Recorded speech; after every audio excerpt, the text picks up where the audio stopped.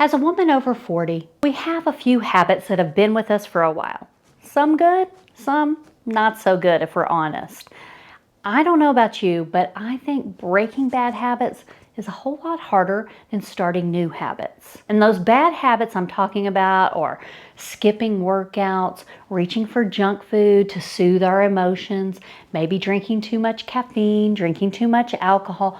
These habits might not be bad just on their own, but if they start to become a regular part of your routine, they start to add up, they send us down the wrong path, not the path towards aging stronger and healthier. So, if you have struggled with breaking bad habits, in today's video, we're going to talk about one simple question that you can ask yourself that can start to help loosen the grip these bad habits have on you. First, let's talk about why these habits are so stubborn.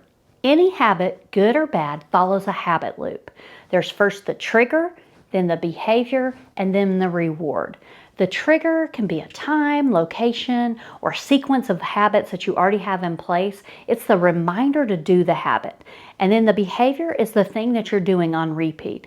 And then the reward is what you get out of it. And when I'm teaching my clients how to start good habits, I tell them they have to build in kind of a immediate reward, because sometimes our healthy habits, it's more of a long-term reward instead of a short-term one. So I have them clap for themselves or do a little happy dance, building in that good feeling of following through. But usually our bad habits already have this immediate reward built in. For instance, I don't have to convince you to eat a delicious piece of chocolate cake. Your mouth's probably already watering. You know the sugar rush and that spongy texture. You're probably remembering parties with friends and family that you've enjoyed this cake. You have a lot of built up immediate reward from eating a piece of chocolate cake. Now our good habits, like maybe eating some broccoli, take a little bit more convincing. Yeah, we know they're good for our health, they balance our hormones, they're gonna give me the energy, help my waistline, but the immediate reward, you gotta make them tasty, a little tastier to enjoy, and you've got to build up that long-term reward in the short term. But the trick is getting honest with what the real reward is. Eating broccoli is putting you on the path to better health, whereas that chocolate cake is spiking your blood sugar, which can trigger hot flashes and anxiety, which also might have an energy crash. Your waistline might be expanding. Those are all the real rewards of chocolate cake. If you want to learn a little more about how to create good habits in your life, download my free Easy Habit Guide that I'll share in the caption below. So here's the thing, our brains are programmed to seek rewards. Brain already knows that chocolate cake brings you that short-term reward. It's part of our survival instinct. But in today's world, these rewards are a little too easy to come by, and they are sending us down the wrong path. Remember, as Paul Harvey used to say, and now the rest of the story. So the question you need to be asking yourself is, what am I really getting out of this? When you reach for a bag of chips, what am I really getting out of this? Those ingredients are causing inflammation. They're making me want to eat more. I can't stop. When I'm satisfied, I have to keep going. What am I really getting out of this? When I'm skipping workouts, maybe I feel initially like I get to relax and snuggle up on the couch and catch up on a show. I'm avoiding getting sore and sweaty, but what am I really getting out of this? We all are losing muscle tone as we age, so I'm getting weaker. I don't have the energy that I used to, and the more I skip workouts, the harder it is to get back on track. When I teach clients how to break free from some of those trigger foods that they know they need to give up, but they just have craved them, fried foods, junk foods, those things, I just ask them to get curious. When you eat those foods, check back in with yourself 30 minutes, an hour, 2 hours later, or even the next day. What are you really getting out of this?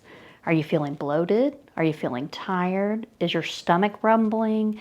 How do you feel really afterwards?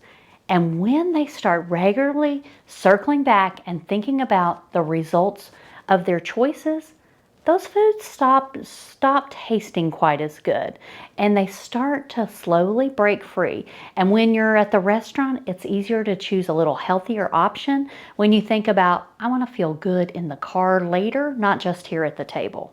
So the more you realize the actual effects of your habits, it's easier to replace those bad habits with healthier ones. Switch that junk food for more fruits and vegetables.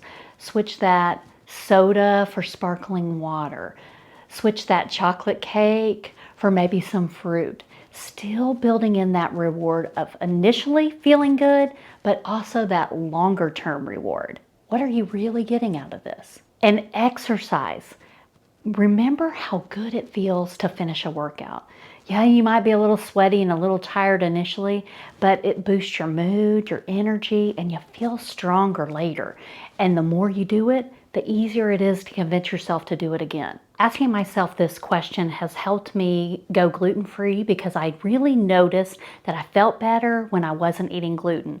It has helped me break free from drinking Diet Coke on a regular basis. And let me tell you, I was a true addict, but I started really diving into what I was really getting out of this. Yes, I love that little flavor and that little treat feeling of drinking that, but the caffeine wasn't helping me because I was drinking way too much. It made me crave other junk foods, and the diet part wasn't really helping me lose weight. And I knew the ingredients weren't good for long-term health. I also did this with alcohol. Now I've never been a regular drinker, but when I enjoy a cocktail here and there, I realized, yeah, initially it tasted good. I felt like part of the in crowd, but my workouts the next day weren't as good. It definitely didn't do wonders for my sleep because I track it on my Fitbit, and I just wasn't getting that longer term stress relief that I thought I was. So that helped me really make sure when I do enjoy it, it's worth it. What bad habits do you want to work on? Keep asking yourself this question. What am I really getting out of this? And this can be healthy habits and it can be work habits. This works with anything.